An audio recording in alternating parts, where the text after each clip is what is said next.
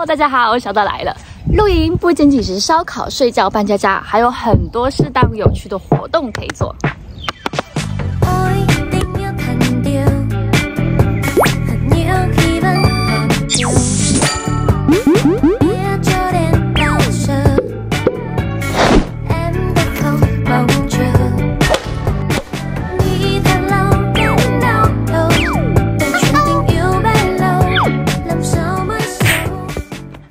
今天我就来分享一些新奇的户外游戏，让你的露营体验更加精彩。小小一袋的键拍游戏，可以划分不同区域，2到4人对打，有点像迷你版羽毛球的感觉。Round 1, Lady Go。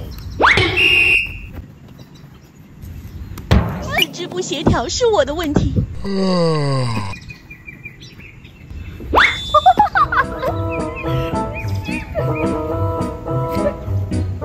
运动杀手，总算。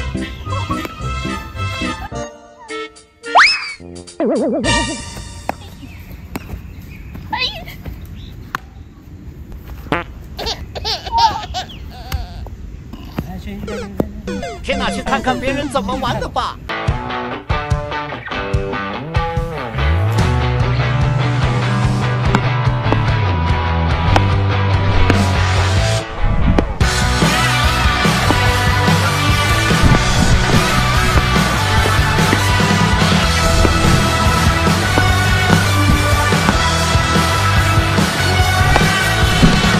再接再厉啊，正好也多锻炼一下手脚协调能力。这个蛮好玩的，虽然我玩的不怎么样，但意犹未尽。当然，它也非常适合亲子活动，可以一起欢乐追逐，充满户外乐趣。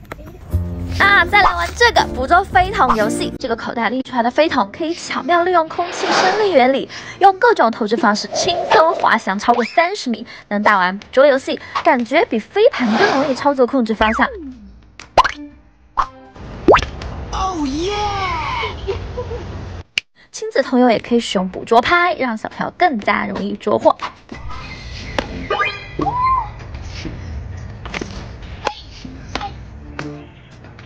好玩好玩，很过瘾，就算不小心被打到也不会痛。